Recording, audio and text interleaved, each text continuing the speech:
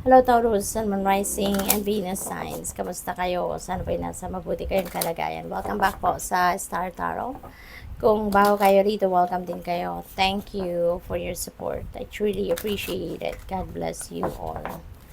Taurus, pauna mensahe po ninyo ay Temperance energy. Ayan, so parang ano na ito? Patience. You know, maybe patience is being asked of you sa inyong sitwasyon sa ngayon. Okay? Kasi maybe kailangan mo rito ng malumanay na approach.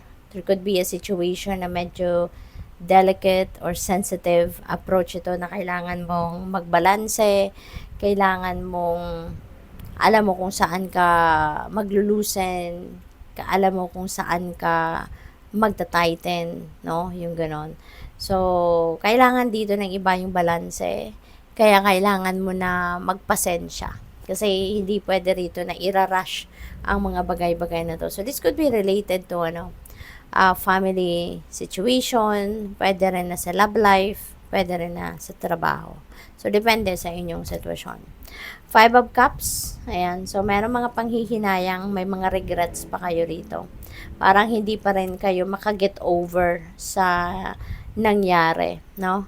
Parang siguro merong mga missed opportunities dito, na nangyari at hindi kayo hindi niyo ma-overcome pa yun, ano. Parang ang laki pa rin ng panghihinayang mo. Parang ang laki pa rin ng siguro nasasabi ninyo sa sarili niyo. What if ginawa ko ang ganito?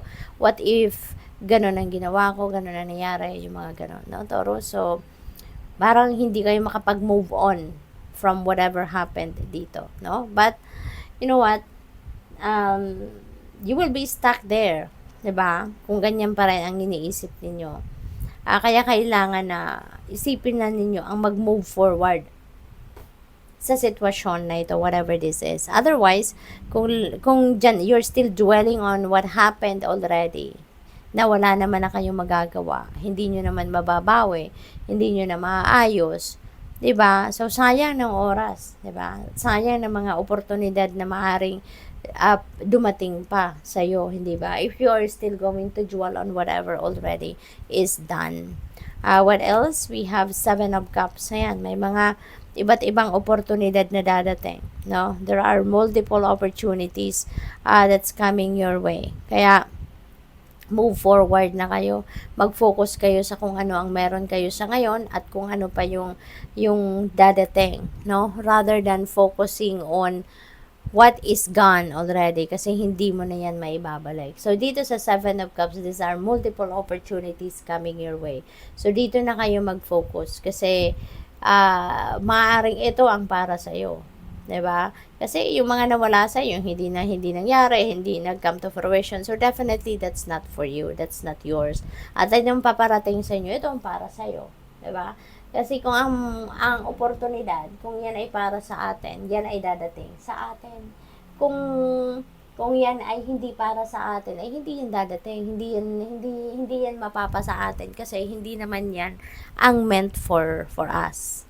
What else? We have the High Priestess. Ayan. So, this is guidance, no? Ginagabayan kayo ng Divine Universe. Kaya, iniimbitahan kayo dito na mag-tune in kayo sa iyong intuition. Pakinggan ninyo lagi yung bulong ng iyong intuition because that's divine guidance para sa iyo. Tutulungan kayo ng universe na mapunta kayo sa tamang daan, no? Makapag-isip kayo ng maayos for your decisions that you need to make. So, what else for Taurus?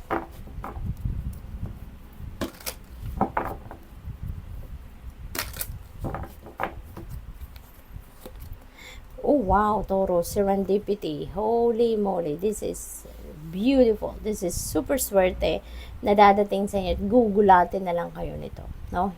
Talagang this is wonderful, no? This is wonderful thing that's going to happen dito. Hindi ninyo to inaasahan, 'di ba? Bigla na lang dadating ang isang malaking swerte para sa iyo. Kaya magiging masayang-masaya ka. You're going to be feeling ecstatic dito kasi iba talaga mag-surpresa ang universe, hindi ba? And ito 'yon. Isang napakagandang sorpresa ito para sa iyo. Fork in the road for some of you. Ayan. hindi kayo makapag-desisyon. That could be related to this kasi baka maaligaga kayo. Baka ma-overwhelm kayo, di ba? Kasi this is multiple opportunities na maaaring sabay-sabay na dadating. At syempre, pagpipilian ninyo, mag-iisip kayo na mag-iisip which one is best for me. Kaya nga kailangan ninyo na pakinggan ang inyong intuition because your intuition will guide you, will lead you to the right decision, will lead you to the right choice, okay? Kaya kailangan pakinggan ninyo yung gabay sa inyo ng Panginoon. Okay? Para hindi kayo malito. Kasi dito, litong-lito. No? You are in the fork in the road. Litong-lito kayo rito sa kung ano ang dapat na decision ninyong gagawin dyan. Here and now. Ito na yon. Focus on the now. No? Rather than focusing on the past or focusing on the future. Kasi ano na to wala tayong kapangyarihan over the past or over the future kasi kung ano ang meron sa ngayon, ito yung nandito ito right before your eyes. Ito yung dapat na pagfokusan natin sa ngayon kasi ito yung nandito, ito yung nag-unfold sa ngayon, ito yung nangyayari. 'Di ba? Kaya yun ang imbitasyon para sa inyo. Kasi maybe talagang malakas pa rin ang kapit ninyo sa kung anong nakaraan, kung ano ang tapos na, no? At kung ano yung parating, baka marami din kayong oras na ginugugol sa pagpaplano for the future, no? Kaya dito tayo sa kung ano ang meron sa ngayon, okay? We have epidote, go deeper. Okay? Go deeper. Kasi hindi lahat ng nakikita ninyo sa surface, yun na yun. No, you need to go deeper para mas malaman ninyo ang mas marami pang impormasyon, mas marami pang bagay, mas marami pang detalye about that situation or kung ano man ang bagay na iyan. Okay? So, do not settle on kung ano lang yung nasa surface, kung ano lang yung nakikita ninyo, kung ano lang nakikita by your naked eye. Okay? You need to loosen your grip as well. Okay? Baka kasi kapit na kapit kayo doon sa outcome na ine-expect ninyo sa mga ventures ninyo. But let's always remember na everything happens in divine order and timing. 'Di ba? May kasabihan din na kung hindi ukol, hindi bubukol, hindi ba? Kaya wag na nating ipilit. Wag na tayong kumapit masyado doon sa outcome na gusto natin mangyari. Kasi kung hindi yan para sa'yo or hindi yan makakabuti para sa'yo, hindi yan ibibigay ng universe sa'yo. Kaya mas magandang lagi tayo nakikinig sa ating intuition kasi divinely guided tayo lagi Ginagabayan tayo ng Panginoon lagi. No? Dinadirect tayo ng Panginoon through our intuition. Kung saan tayo dapat pumunta, anong dapat na mga moves na gagawin natin. 'Di ba? So, tayo lang ang minsan sutil, hindi tayo nakikinig sa Kanya.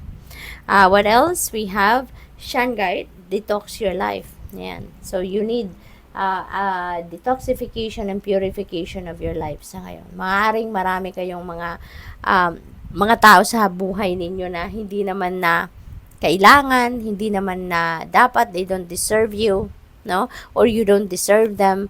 Maaaring merong mga sitwasyon kayong kinabibilangan na baka sinisiksik nyo pa ang sarili niyo dyan, pero it's just a waste of your time and energy. Or mga bagay, siguro, na nag-hang on pa kayo sa mga bagay na yan, pero in fact, no, it's just taking so much space sa buhay ninyo, pero wala naman ang halaga yan dapat sa'yo. Kaya, it's time for you to think about things in your life. Kailangan ninyo mag-review, no? Mag-re-evaluate ng mga sitwasyon sa buhay ninyo so that you'd be able to figure out what are the things that you need, what are the things that you don't need, what are the things that you need to let go. So, good luck sa'yo. Thank you for watching. Love and light. Namaste.